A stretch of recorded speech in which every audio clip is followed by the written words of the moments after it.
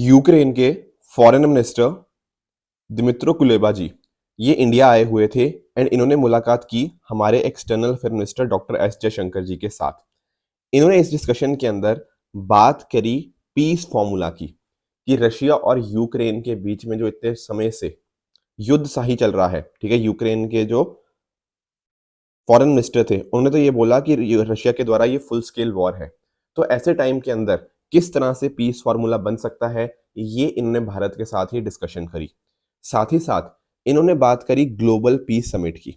देखिए, अगर आप रेगुलरली प्रीलिम बूस्टर फॉलो करते हो तो पिछले हफ्ते ही 22 मार्च को हमने ग्लोबल पीस समिट के बारे में बहुत डिटेल में डिस्कशन करी थी, जहां पर हमने बात करी थी कि किस तरह से स्विट्जरलैंड कोशिश कर रहा है कि कंट्रीज साथ में आए एंड जो आपस में ये एक कॉन्फ्लिक्ट स्टेलमेट बन चुका है, इसको हम खत्म करने की कोशिश करें।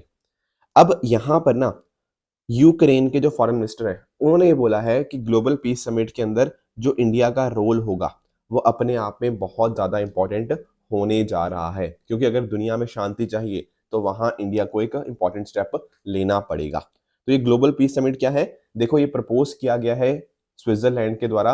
वो चाहते हैं कि किस तरह से ये जो इतने लंबे समय से रशिया का इन्वेजन चलता हुआ देखने को मिल रहा है, इसको हम कैसे खत्म कर सकते हैं। यहाँ पर ग्लोबल यूनिटी की बात होगी, साथ ही साथ बात होगी अलग अलग ग्लोबल साउथ की कंट्रीज भी अपना रिप्रेजेंटेशन रखेंगी एंड डिस्कस करेंगी यूक्रेन 10 पीस पॉइंट प्लान के बारे में, जहां पर आपके किस तरह से फूड सिक्योरिटी हो गया, रेडिएशन एंड न्यूक्लियर सेफ्टी हो गया, बच्चों की रिगार्डिंग हो गया, या फिर वॉर प्रिजनर्स को कैसे हम कहीं ना कहीं उनका रिलीज मांग रहे हैं, राइट। तो बेसिकली पॉइंट ये है कि this global peace summit on Ukraine has been मतलब will be organised by Switzerland, ताकि यूक्रेन के अंदर शांति आ पाए एंड पीस पॉइंट प्लान के हिसाब से अकॉर्डिंगली सारी कंट्रीज मिलकर इसको डिस्कस करें। This is the agenda and Ukraine चाहता है कि इंडिया यहाँ पे इंपॉर्टेंट रोल प्ले करे। दोस्तों, डेट है आज की 30 मार्च 2024 एंड आप सभी का स्वागत है आज के प्रीलिम बूस्टर न्यूज डिस्कशन के अंदर। नेक्स्ट टॉपिक की तरफ बढ़ते हैं, that is CoViNet, a global laboratory to monitor emerging corona virus. देखो, डब्ल्यूएचओ ने एक ग्लोबल नेटवर्क ऑफ लेबोरेटरीज बनाई है जिसका नाम रखा गया है कोविनेट। अब ये जो ग्लोबल नेटवर्क है लेबोरेटरीज का, जिसमें आप नोटिस करोगे लगभग 21 कंट्रीज की 36 लेबोरेटरीज देखने को मिल जाएंगी। इसमें तीन लेबोरेटरीज हैं वो इंडिया की भी है। अब ये सारी लेबोरेटरीज मिलके करेंगी क्या, सारी लैब्स मिलके ना ये चेक करेंगी कि फ्यूचर में कोई ऐसा कोरोना वायरस तो नहीं आ रहा। उनको कंटिन्यूसली आइडेंटिफाई एंड मॉनिटर करती रहेंगी। आप खुद देखो, जैसे कोविड-19 पैंडेमिक आया तो हम सब लोग ना हैरान हो गए कि ये हो क्या गया। दुनिया इसके लिए पूरी तरह से पूरी तरह से क्या, बिल्कुल भी रेडी नहीं थी। पर अब हम कोविड-19 पैंडेमिक देख चुके हैं, उसका क्या नेगेटिव इम्पैक्ट था वो भी देख चुके हैं, उसको स्टडी भी काफ़ी हद तक अब तो हो चुकी है। तो हम चाहते हैं फ्यूचर में कोई चीज़ ऐसी ना आए कि हम अचानक से घबरा जाएँ कि अब क्या करें। ठीक है, तो ये जो ग्लोबल नेटवर्क लैबोरेटरीज का देखने को मिला है, ये यही काम करेगा कि ह्यूमन एनिमल एनवायरमेंटल सर्वेलेंस करता रहेगा कोरोना वायरस के रिगार्डिंग। आप नोटिस करोगे इंडिया की जो 3 आपको यहाँ पे लैब्स देखने को मिलेंगी, एक तो है आपने सुना होगा CSIR नीरी, ये है council of scientific and industrial research, national environment engineering research institute. उसके अलावा ICMR, NIV, that is Indian council of medical research, national institute of virology जो आपको पुणे में देखने को मिल जाएगा। एंड तीसरा है transnational health science and technology institute. ये 3 लैब्स इंडिया की तरफ से है। कोविड-19 आप जानते ही होंगे, इसके अलावा ना एक बहुत सारे साइंटिस्ट बात करते हैं डिजीज एक्स की। एक्स एक्स क्या होता है, देखो आप लोग मैथ्स वगैरह भी पढ़ते हो, कई बार हम लोग भी क्वांट के अंदर एक्स वर्ड यूज करते हैं। क्या होता है, let x is equal to this. X क्या होता है, एक्स होता है अननोन, ठीक है, इसकी वैल्यू हमें देखनी होती है। तो हमें एक डर है कि फ्यूचर में एक ऐसी डिजीज आ सकती है जिसके बारे में शायद हमें अभी जानकारी नहीं है एंड उसका जो मैग्नीट्यूड होगा वो बहुत बहुत बहुत ज्यादा होगा। कुछ लोग तो ये भी बोलते हैं कि कोविड-19 से भी 20 गुना डेडली ज्यादा हो सकती है। तो डिजीज एक्स उसी अनआइडेंटिफाइड वायरस की बात करते हैं। काफी सारे साइंटिस्ट का ये मानना है कि ये जो भी नेक्स्ट डिजीज होगी जो काफी डेडली होगी, वो एक जूनोटिक डिजीज होगी, यानी कि लोगों और एनिमल के बीच में फैल सकती होगी एंड वो RNA वायरस की होगी। तो ये डिजीज एक्स क्या है, कोविड-19 क्या है, आई होप ये चीजें आप समझ के होंगे। दोस्तों, आज 30 मार्च है एंड कल है 31 मार्च। एंड देखो, जैसे जैसे हम प्रीलिम्स के नजदीक आते जा रहे हैं ना, ऐसे टाइम के ऊपर हमें अपने आप को असेस करने की बहुत ज्यादा इंपॉर्टेंस है कि हमने कितना पढ़ लिया है, कितना बचा हुआ है and at the same time अगर हम बात करें हमारे पीयर ग्रुप्स की जो हमारे साथ इस एग्जाम को देंगे, उनके सामने हम कहाँ पे स्टैंड करते हैं। आर वी डूइंग गुड, या फिर अभी हमें और ज़्यादा मेहनत करने की ज़रूरत है। ऐसे टाइम के ऊपर हमारी टीम आपके लिए लेके आई है Srijan all India prelims mock test. ये कल आप यहाँ पे देख सकते हो, ठीक है। बाकी आगे भी हैं अप्रैल, मई और जून में भी, पर कल आप 31 मार्च को यहाँ पे डेफिनेटली इस टेस्ट को अटेम्प्ट कीजिएगा और दोनों दीजिएगा, जीएस भी और सीसैट भी, ताकि आपको दोनों के बारे में अच्छा आइडिया लगता रहे कि सुबह वाला पेपर और दोपहर वाला पेपर कितना रेडी हुआ आप दोनों के लिए, बाकियों के कंपैरिजन में कितना कहाँ पे स्टैंड कर रहे हो।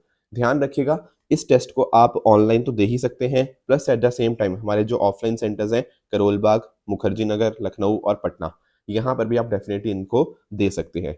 रजिस्ट्रेशन लिंक इनका मैंने आपका कमेंट सेक्शन के अंदर पिन कर दिया है, वहाँ पर आप जाइए एंड इस टेस्ट के अंदर एनरोल कर लीजिए। एंड कोशिश कीजिएगा कि अच्छे से, जैसे आप रियल एग्जाम आप देंगे बिल्कुल वैसे ही उसको ट्रीट करिएगा, तभी आपको अपनी परफॉर्मेंस पता लग पाएगी। नेक्स्ट चलते हैं अगले टॉपिक की तरफ, दैट इज एलिफेंट कॉरिडोर। देखो, union ministry of environment, forest and climate change, इन्होंने forest department of Arunachal Pradesh and Assam को बोला है कि एक प्रपोजल को प्रिपेयर किया जाए ताकि जो दुलुंग सुबनसिरी एलिफेंट कॉरिडोर है इसको यहाँ पे नोटिफाई किया जा पाए।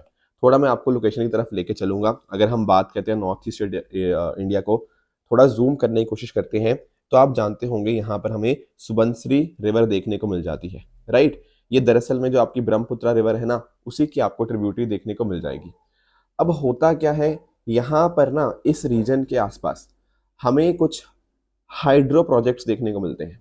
जैसे लोअर सुबनसिरी अपने आप में एक हाइड्रो पावर प्रोजेक्ट है जिसको कमीशन अभी किया जाना है। ये उसके लोअर रीजन्स में कुछ एरिया लाई करता है, वहां से आप देखते हो बहुत सारे एलिफेंट्स मूव करते हैं। एंड ऐसा लोगों का मानना है, कुछ एक्सपर्ट्स का मानना है कि हाइड्रो पावर की वजह से, पावर जनरेशन की वजह से कहीं ना कहीं जो एलिफेंट्स है ना उनका ऊपर खतरा बढ़ जाता है। क्योंकि आप नोटिस करो कई बार कुछ फ्लैश फ्लड वगैरह आ सकते हैं या इस तरह की चीजें हो सकती हैं, तो these are some of the concerns being raised. तो इस वजह से एलिफेंट कॉरिडोर यहाँ पे एस्टेब्लिश करने की बात करी जा रही है। अब आप पूछेंगे सर एलिफेंट कॉरिडोर क्या होता है? देखो, कॉरिडोर सिंपली होता है एक पीस ऑफ लैंड, या फिर एक एक not piece of land I would say, एक पैसेज होता है, ठीक है ना, जिसके माध्यम से जो एलिफेंट्स है वो मूव करते हैं अक्रॉस द हैबिटेट्स। मान लो इनको एलिफेंट्स को मूव करने के लिए जगह चाहिए ना, तो ये पूरा एरिया ऐसे कॉरिडोर की तरह बन जाएगा जिसके माध्यम से वो मूव कर पाएंगे। अब इंडिया की अगर मैं बात करता हूं तो आप नोटिस करोगे कि वेस्ट बंगाल के अंदर मैक्सिमम नंबर ऑफ आपको एलिफेंट कॉरिडोर देखने को मिलेंगे। ध्यान से समझना इस बात को, मैंने ये नहीं कहा कि एलिफेंट मैक्सिमम वेस्ट बंगाल के अंदर है, नहीं। मैक्सिमम एलिफेंट्स तो आपको कर्नाटका स्टेट के अंदर है। ये है एलिफेंट सबसे ज्यादा कहाँ पे पाए जाते हैं, तो दैट स्टेट इज कर्नाटका। पर एलिफेंट कॉरिडोर्स जो पैसेजेस होते हैं वो कहाँ पे पाए जाते हैं, वो आपका है वेस्ट बंगाल। नियरली 26 यहाँ पे आपको कॉरिडोर देखने को मिल जाएंगे, जो कि इंडिया के 17% कॉरिडोर्स का हिस्सा है। इसी तरह से ईस्टर्न रीजन हो गया, ठीक है ना, और नॉर्थ ईस्ट रीजन आप देख पाओगे, यहाँ पर भी डिफरेंट डिफरेंट कॉरिडोर आपको देखने को मिल जाएंगे। पर इंपॉर्टेंट चीज आपको इसके बारे में ये चीजें पता होनी चाहिए। कुछ और एक दो मैं पॉइंट्स आपके साथ और डिस्कस कर लेता हूँ। जब भी हम बात करते हैं एलिफेंट कॉरिडोर को नोटिफाई करने की, इसका मतलब ये होता है कि जो भी रेलिवेंट एरिया होगा हम उसकी फिजिकल मार्किंग करेंगे, एंड साथ ही साथ कुछ ऐसा एरिया भी जहां से मतलब एलिफेंट जा सकते हैं, उस पोटेंशियली नोटिफाइंग एरिया को भी पोटेंशियली हम नोटिफाई कर देंगे। इसको या तो as a wildlife sanctuary या कंजर्वेशन रिजर्व की तरह नोटिफाई किया जा सकता है, ठीक है। उससे कहीं ना कहीं उसको लीगल सेंक्टिटी मिल जाती है, एंड इस तरह से प्रिजर्वेशन आसान हो जाता है। तो हर स्टेट एरिया को नोटिफाई कर सकती है उसकी ज्यूरिसडिक्शन के अंदर under the wild life protection act, यानी कि स्टेट्स के पास इस तरह से आपको पावर देखने को मिल जाएगी। ध्यान रखिएगा, जो प्रपोजल होता है कॉरिडोर को डिमार्केट करने का, वो आगे किसके पास जाता है, NBWL, यानी कि national board for wildlife, जो कि सरकार की एपेक्स बॉडी है ऑन वाइल्ड लाइफ कंजर्वेशन। तो these are the few points जो आपको यहाँ पे जानने चाहिए थे, ठीक है। ये जो इलेक्ट्रिक प्रोजेक्ट्स की मैं बात कर रहा था, ये सुबनसिरी वाला आप देख सकते हो, ठीक है ना, ये जो कि आपकी ब्रह्मपुत्रा की ट्रिब्यूटरी है, उसके रीजन के आसपास आपको ये हाइड्रो इलेक्ट्रिक प्रोजेक्ट की कमीशनिंग की बात थी। नेक्स्ट हमारा टॉपिक है extension of AFSPA in Arunachal and Nagaland. AFSPA आप समझते होंगे, आफ्सपा क्या है, armed forces special powers act. Ministry of home affairs ने ना एक्सटेंड कर दिया है इसको नागालैंड और अरुणाचल प्रदेश के अंदर 6 महीने के लिए। आप में से कुछ स्टूडेंट्स कहेंगे सर ये मेंस का ज़्यादा टॉपिक है। हाँ बिल्कुल ठीक बात है, आप इंटरनल सिक्योरिटी के लिए आपके सबसे रेलिवेंट ये बन जाता है इस तरह की चीज़ें। पर एट द सेम टाइम ना प्रीलिम्स में भी आजकल ऐसे क्वेश्चन आने लग जाएंगे। मैं आपको एग्जाम्पल से भी समझाऊंगा। जैसे कई बार ये पूछ सकता है कि आफ्सपा किस एक्ट के कब लाया गया इंडिया के अंदर, ठीक है ना, किस पर्टिकुलर मूवमेंट के रिस्पॉन्स के लिए, या फिर कौन आफ्सपा बता सकता है कि कौन सा डिस्टर्ब्ड एरिया है। तो इस तरह प्रीलिम्स के लिए भी क्वेश्चन यहाँ पे बन सकते हैं। तो अगर हम बात करते हैं ना आफ्सपा की, तो दरअसल में ना आफ्सपा लाया गया था 1942 के अंदर। आप जानते हो 1942 के अंदर क्विट इंडिया मूवमेंट होती है, तो उस समय ब्रिटिशर्स लेकर आते हैं इस पर्टिकुलर एक्ट को, ताकि भैया जो प्रोटेस्ट वगैरह उस समय चल रहे थे कहीं ना कहीं उनको हम खत्म कर पाए, ऐसे ब्रिटिशर्स का वहां पे फोकस था। ठीक है, फिर बाद में हम देश आजाद होता है, तो एक्चुअली ना ये जो ऑर्डिनेंस वगैरह थे उनको फिर रिपील कर दिया जाता है, बट बाद में वापस से इस एक्ट की इंपॉर्टेंस को समझा जाता है, and at the same time वापस से पार्लियामेंट के अंदर 1958 के अंदर इनको इंट्रोड्यूस किया जाता है, जिसके माध्यम से आर्म्ड फोर्सेस के पास कुछ स्पेशल पावर्स आ जाती हैं इन डिस्टर्ब्ड एरियाज, ताकि वो पब्लिक ऑर्डर को मेंटेन कर पाए। कुछ उनके पास इम्यूनिटीज आ जाती हैं। मैं आपको समझाऊंगा सारी चीजें। पहली बात तो ये समझो कि ये डिस्टर्ब्ड एरिया है क्या, what do you mean by disturbed area. देखो, डिस्टर्ब्ड एरिया कोई भी ऐसा एरिया जहां पर कहीं ना कहीं डिस्प्यूट्स चल रहे हो किसी भी कारण की वजह से, चाहे रिलीजियस हो, लैंग्वेज हो, रेशियल हो, कास्ट कम्युनिटी, किसी भी तरह के डिस्प्यूट्स हो, उनको हम यहाँ पे डिस्टर्ब्ड एरिया कह सकते हैं। अब आपके दिमाग में आएगा ये डिस्टर्ब्ड एरिया घोषित कौन करेगा कि विच एग्जैक्टली इज डिस्टर्ब्ड एरिया। तो ध्यान में रखना यहाँ पे 3 लोगों के पास पावर है। एक तो आपकी सेंट्रल गवर्नमेंट, एक आपके स्टेट के अगर गवर्नर होते हैं, या फिर आपके यूटी के आपके एडमिनिस्ट्रेटर। गेटिंग इट, ये 3 लोगों के पास होती है, सेंट्रल गवर्नमेंट, गवर्नर और एडमिनिस्ट्रेटर, कि कौन सा एरिया डिस्टर्ब्ड है। स्टेट गवर्नमेंट के पास ये पावर नहीं होती। This is something you must really really मतलब फोकस, वरना प्रीलिम्स में आ जाएगा कि state government can also declare. नहीं, सेंट्रल गवर्नमेंट, आपका स्टेट का गवर्नर और आपका एडमिनिस्ट्रेटर ऑफ यूटी, इनके पास पावर होती है कि या तो पूरी की पूरी स्टेट या उस स्टेट या यूटी का कुछ हिस्सा उसको डिस्टर्ब रीजन घोषित करे। ऐसा आता है सेक्शन 3 ऑफ द एक्ट के अंतर्गत। तो सर चलो ठीक है, आफ्सपा लग गया, तो उससे फायदा क्या होता है आर्म्ड फोर्सेस को। देखो, उनकी एक्चुअली पावर्स बढ़ जाती हैं। किस तरह से, देखो, इसके माध्यम से ना आफ्सपा के थ्रू आर्म्ड फोर्सेस इंश्योर कर सकती हैं कि 5 या 5 से ज्यादा लोग एक स्पेसिफिक एरिया के अंदर जमा ना हो, एंड वो फोर्स का यूज कर सकती हैं। अगर उनको लगता है कोई पर्सन लॉ ब्रेक कर रहा है, तो वार्निंग देने के बाद वो फायर भी कर सकती हैं। देखो, यहाँ पे इंपॉर्टेंट वर्ड क्या है, वार्निंग देने के बाद। ऐसा नहीं किसी को भी डायरेक्टली उड़ा दिया, नहीं, वो वार्निंग देंगी। अगर वार्निंग से बंदा नहीं समझेगा तो उनको फायर करने की बिल्कुल परमिशन है। एट द सेम टाइम अगर उनको लगता है कि कुछ ना कुछ सस्पिशन एग्जिस्ट करता है, किसी के ऊपर शक है, तो उस केस के अंदर बिना किसी वारंट के एक पर्सन को अरेस्ट किया जा सकता है, या फिर किसी घर या किसी पर्टिकुलर लोकेशन को वो सीज या सर्च भी कर सकते हैं। साथ ही साथ आप नोटिस कर पाओगे कि जो भी पर्सन इस तरह से लिया जाएगा उसको यहाँ पे नियरेस्ट पुलिस स्टेशन को सामने यहाँ पे रिपोर्ट किया जा पाएगा। ध्यान रखने वाली बात ये, देखो, डेफिनेटली इनको इम्यूनिटी यहाँ पे है, बट ऐसा नहीं है कि इनको कंप्लीट इम्यूनिटी है कि आपके आर्म फोर्सेस कुछ भी कर लें एंड उनके ऊपर कोई एक्शन ही नहीं होगा। ऐसा नहीं है। एक्शन हो सकता है, पर यूनियन गवर्नमेंट को वहां पे ऑथराइज करना पड़ेगा। पावर ज्यादा जरूर है, बट ये कह देना कि इनके पास अनलिमिटेड पावर्स हैं, ये तो मैं नहीं मानता एटलीस्ट। राइट, आगे चलते हैं नेक्स्ट टॉपिक की तरफ, दैट इज मुश्क भुर्जी राइस। देखो, दरअसल में अभी इस पर्टिकुलर राइस के बारे में डिस्कशन हो रहा है, क्योंकि यहाँ पे आप श्रीनगर की एक यूनिवर्सिटी आप बात कर पाओगे, उन्होंने इसके बारे में कुछ बातें करी थी कि वहां पे एल्टीट्यूड हो गया, टेम्परेचर हो गया, बहुत इंपॉर्टेंट रोल प्ले करता है। तो एक्चुअल में क्या है, देखो, मुश्क वर्ड आप समझते होंगे। मुश्क word actually I think Hindi का ही वर्ड है, ठीक है। मुश्क वर्ड एक स्मेल के लिए यूज किया जाता है, राइट। तो यहाँ पर ना जो मैं चावल की बात कर रहा हूँ, ये कश्मीरी चावल है। ऐसा कश्मीरी चावल जिसकी खुशबू बहुत ज्यादा है, ठीक है ना। और ये जो चावल जब बनता है तो अच्छा टेस्ट भी है और खुशबू भी है, and at the same time इसकी रिच ऑर्गेनोलेप्टिक प्रॉपर्टीज होती हैं। अब आपके दिमाग में आएगा सर ये ऑर्गेनोलेप्टिक, ये तो बड़ा डिफिकल्ट वर्ड है। हाँ, देखो, एक्चुअल में क्या होता है ना, हमारे सेंसरी ऑर्गन्स होते हैं, जैसे आपका स्मेल हो गया, टेस्ट हो गया, टच हो गया, साइट हो गया, ये सारी चीजें क्या है, ये हमारे सेंसरी ऑर्गन्स हैं। अगर कोई खाना या अगर कोई पानी ऐसा होता है जिसकी वजह से हमें कुछ फील होता है वाया दी सेंसरी ऑर्गन्स, उसको बोलते हैं हम ऑर्गेनोलेप्टिक प्रॉपर्टीज। तो ये जो चावल है ना, ये इसकी वही ऑर्गेनोलेप्टिक प्रॉपर्टीज आपको देखने को मिल जाएगी। साइज में थोड़ा छोटा होता है, बोल्ड एरोमेटिक राइस आपको देखने को मिल जाएगा। आज के समय ना मेजरली आप नोटिस करोगे अनंतनाग डिस्ट्रिक्ट जो है, एंड साथ साथ जो बुडगाम डिस्ट्रिक्ट है, वहां पर ग्रो किया जाता है। पर अब ना थोड़ी इसकी जो कंजम्पशन है वो कुछ स्पेशल ओकेजन्स के लिए हो चुकी है, जैसे फॉर एग्जांपल शादी हो गया, ब्याह हो गया, इस तरह से फेस्टिवल्स वगैरह हो गया, उस टाइम लोग इसको ज्यादा कंज्यूम करते हैं। नेक्स्ट बढ़ते हैं अगले टॉपिक की तरफ, दैट इज हीट वेव्स। देखो, आईएमडी ने डिक्लेयर कर दिया 2024 की पहली हीट वेव कंडीशंस फॉर कुछ पॉकेट्स ऑफ वेस्टर्न राजस्थान। देखो, इनफैक्ट अगर मैं दिल्ली की भी बात करूँ ना, तो देखो आज से 20 दिन पहले तो मौसम बढ़िया था, पर आजकल अब आप जैसे आज 30 मार्च ही है, अभी तो अप्रैल आया भी नहीं, बट यहाँ पर भी ना इतनी ज्यादा गर्मी इंक्रीज हो चुकी है पिछले कुछ दिनों के अंदर कि ऐसा लग रहा है कि ये मई जून वाली गर्मी है, right. But anyways coming back to topic, तो आईएमडी जब कहीं ना कहीं हीट वेव को डिक्लेयर करता है तो उसके रिगार्डिंग अलग अलग क्राइटेरियाज देखे जाते हैं। फॉर एग्जाम्पल एक क्राइटेरिया यहाँ पर ये रहता है कि आप कौन से रीजन के अंदर हैं। जैसे फॉर एग्जाम्पल प्लेन्स के अंदर अगर 40 डिग्री को क्रॉस करे, कोस्टल के अंदर 37 डिग्री को, एंड हिल्स के अंदर अगर 30 डिग्री क्रॉस करे तो वहां पर हीट वेव डिक्लेयर करी जा सकती है। साथ ही साथ ये भी देखा जाता है कि नॉर्मल टेम्परेचर से आपका कितना डेविएशन है। अगर 4 से 5 डिग्री डेविएशन होता है आपके, जैसे फॉर एग्जांपल प्लेन्स के अंदर, तो उसको हीट वेव किया जा सकता है। एंड अगर उससे भी ज्यादा होता है तो सीवियर हीट वेव्स भी वहां पे बोला जा सकता है। तो इस तरह से आप नोटिस करोगे कि अगर हम बात करें ह्यूमिड हीट वेव की, तो आज के समय अगर आप नोटिस करोगे ना, तो रिलेटिव ह्यूमिडिटी को अकाउंट में नहीं लिया जाता वाइल कैलकुलेटिंग हीट वेव। पर आप लोग सोच रहे होंगे सर ये रिलेटिव ह्यूमिडिटी होता क्या है।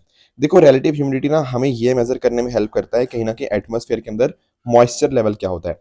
एंड आप नोटिस करते हो कई बार, जैसे फॉर एग्जांपल अगर मैं बोलता हूँ सर टेम्परेचर है 35 डिग्री, पर कई बार आपको फील ऐसा लगता है सर 40-45 डिग्री है। इसके ना कई बार कारण क्या होते हैं कि ह्यूमिड हीट वेव के समय जो टेम्परेचर हमारी ह्यूमन बॉडी फील करती है या बाकी एनिमल्स प्लांट फील करते हैं वो कहीं ना कहीं बहुत ज्यादा होता है। तो बहुत सारे एक्सपर्ट्स का ऐसा कहना है कि हमें ना इसके अंदर रिलेटिव ह्यूमिडिटी का जो कैलकुलेशन है उसको भी इंक्लूड कर देना चाहिए। जैसे for example wet bulb temperature एक चीज होती है। अब ये क्या होता है, वेट बल्ब टेम्परेचर तो क्या होता है, जैसे फॉर मैं आपको एक आइडिया देता हूँ, जैसे आप हो, अब कई बार आपने नोटिस किया यार पसीना ही पसीना आ रहा है। पसीना पता क्यों आता है, ये स्वेटिंग जो होती है उसके माध्यम से वो आपकी बॉडी का कूल डाउन करने का तरीका है कि नहीं। तो जब कहीं ना कहीं एवेपोरेशन होती है वो भी क्या होता है, चीजें उससे कूल डाउन होती हैं। तो wet bulb temperature lowest temperature होता है जहां तक एयर का टेम्परेचर कम हो सकता है बाय एवेपोरेशन, क्योंकि एवेपोरेशन से होने से हो क्या रहा है, कहीं ना कहीं टेम्परेचर कम हो रहा है ना, दैट इज द थिंग। तो इस वजह से बोला जा रहा है कि यहाँ पे रिलेटिव ह्यूमिडिटी को भी इंक्लूड किया जा सकता है। बाकी मैंने आपको रिलेटिव ह्यूमिडिटी का अर्थ तो बता ही दिया, परसेंटेज ऑफ मॉइस्चर जो आपके एटमॉस्फेयर के अंदर देखने को मिल जाएगा as compare to the maximum capacity. Maximum capacity कितनी है उसकी मॉइस्चर होल्ड करने की, एंड अभी कितना है, that is relative humidity. And जैसे जैसे टेम्परेचर चेंज होता है उस हिसाब से मॉइस्चर रिटेन करने की कैपेबिलिटी चेंज होती रहती है। बाकी आप हीट वेव समझ ही गए होंगे, कहीं ना कहीं बहुत लंबा कई बार जब हीट वेदर होता है उससे इंसान की हेल्थ के ऊपर, एनवायरनमेंट, इकोनॉमी, इन सभी के ऊपर इम्पैक्ट होता है। एंड इंडिया ट्रॉपिकल कंट्री होने की वजह से यहाँ पर बहुत सारे इंस्टेंसेस ऐसे देखने को मिलते हैं। दोस्तों एक मैंने कल आपको होमवर्क दिया था 8 कोर इंडस्ट्रीज के बारे में, ठीक है ना, तो थोड़ा इसके बारे में डिस्कशन में थोड़ा और डिटेल में कर लेता हूँ। देखो आप लोग ना आईआईपी के बारे में जानते होंगे, इंडेक्स ऑफ इंडस्ट्रियल प्रोडक्शन के बारे में। दरअसल में आपका सीएसओ कह लो या एनएसओ कह लो, ये यहाँ पर आईआईपी को रिलीज करता है। यहाँ पर देखा जाता है हमारे जो इंडस्ट्रियल सेक्टर्स हैं वो कैसा कैसा परफॉर्म कर रहे हैं, इंडस्ट्रियल आउटपुट कैसा है, ओवरऑल चेंजेस कैसे हुए हैं, वो सारी बातें। यहाँ पर इंडस्ट्रीज आपकी ब्रॉड सेक्टर्स, आपका माइनिंग, मैन्युफैक्चरिंग, इलेक्ट्रिसिटी, उसके अंदर भी डिवाइडेड होती हैं, या फिर आपके यूज के हिसाब से कि कुछ बेसिक गुड्स होती हैं, कुछ कैपिटल गुड्स, इंटरमीडिएट गुड्स, उस हिसाब से भी क्लासिफिकेशन होती है। पर अगर हम बात करते हैं ना 8 कोर इंडस्ट्रीज की, तो दरअसल में आईआईपी के अंदर जो 8 इंडस्ट्रीज हैं उनका रोल अपने आप में बहुत ज्यादा इंपॉर्टेंट हो जाता है, क्योंकि उनका कंबाइंड शेयर लगभग 40% के करीब करीब होता है। और आप जानते हो इन 8 सेक्टर्स के बारे में, electricity, steel, refinery products, crude oil, coal, cement, natural gas, fertilisers, ये 8 सेक्टर्स कहीं ना कहीं हमारी इंडस्ट्रीज के कोर सेक्टर माने जाते हैं जो ग्रोथ के लिए बहुत बहुत ज्यादा इंपॉर्टेंट है। ध्यान रखने वाली बात यह है कि जो 8 कोर सेक्टर्स का इंडेक्स है ये हर महीने प्रिपेयर किया जाता है by office of economic adviser, जो कि आपका DPIIT, ministry of commerce and industry के अंतर्गत आता है। तो दरअसल में ना ये तो पहली बात है कि 37.9 पुराना था, अब ये 40% के करीब करीब है। इसमें अगर आपने नोटिस किया ये 8 सेक्टर्स की जो मैंने बात करी, इन 8 में आपको टेक्सटाइल कहीं नहीं देखने को मिला, बाकी सीमेंट, फर्टिलाइजर, नेचुरल गैस और रिफाइनरी डेफिनेटली थे। तो इसका answer option number C 1, 2, 3 and 4 बनेगा। ये यूपीएससी ने 2012 में पूछा, इसके 3 साल बाद ना यूपीएससी ने 2015 में क्वेश्चन पूछ लिया कि मैक्सिमम वेटेज किसका है। देखो इसका वेटेज आप इस तरह से ध्यान में रख सकते हो कि रिफाइनरी का सबसे हाईएस्ट होता है, followed by electricity, followed by steel, coal, crude oil, natural gas, cement and fertiliser. तो इसने जो क्वेश्चन यहाँ पे पूछा था 2015 में कि इनमें से सबसे ज्यादा वेट है किसका है, वैसे तो रिफाइनरी का है, बट सेकंड नंबर के ऊपर इलेक्ट्रिसिटी का है जो कि ऑप्शन में है, रिफाइनरी ऑप्शन में नहीं ना था, तो इसलिए रिफाइनरी आंसर हो नहीं सकता, इसलिए इसका आंसर बनेगा ऑप्शन नंबर बी। तो इस तरह से नोटिस करोगे कि अगर आपको चीजें पता होती है ना तो और कंसेप्चुअल क्लैरिटी अच्छी होती है, तो ऐसे क्वेश्चन बड़े आराम से आप आंसर कर सकते हो। आज का आपका होमवर्क क्या रहेगा, पहले तो ये कुछ क्वेश्चन मैं आपके सामने लाया हूं, इनका आंसर मुझे ट्रू और फॉल्स की फॉर्म के अंदर आप मुझे नीचे कमेंट्स में बताओगे, राइट। कल मैंने आपको जो होमवर्क दिया था उसका आंसर मैं डिस्कस कर लेता हूँ। जास्का रिवर की बात करें तो सतलुज की नहीं, ये आपकी इंडस रिवर की यहाँ पे ट्रिब्यूटरी देखने को मिलती है, तो पहला आपका इनकरेक्ट हो जाएगा। हेपेटाइटिस की बात करें तो बिल्कुल लिवर का इन्फ्लेमेशन है। मोहिनीअट्टम की बात करें तो आंध्र प्रदेश के अंदर नहीं, ये आपको केरला के अंदर देखने को मिलती है, तो थर्ड आपका इनकरेक्ट हो जाएगा। एमजीनरेगा की बात करें तो बिल्कुल आपकी मिनिस्ट्री ऑफ रूरल डेवलपमेंट ही इसकी नोडल मिनिस्ट्री है। प्रिवेंटिव डिटेंशन की बात करें तो सिर्फ पार्लियामेंट नहीं, इवन पार्लियामेंट के साथ साथ आपकी स्टेट्स भी आपका लॉ बना सकती हैं प्रिवेंटिव डिटेंशन के रिगार्डिंग, तो ये आपका इनकरेक्ट होगा।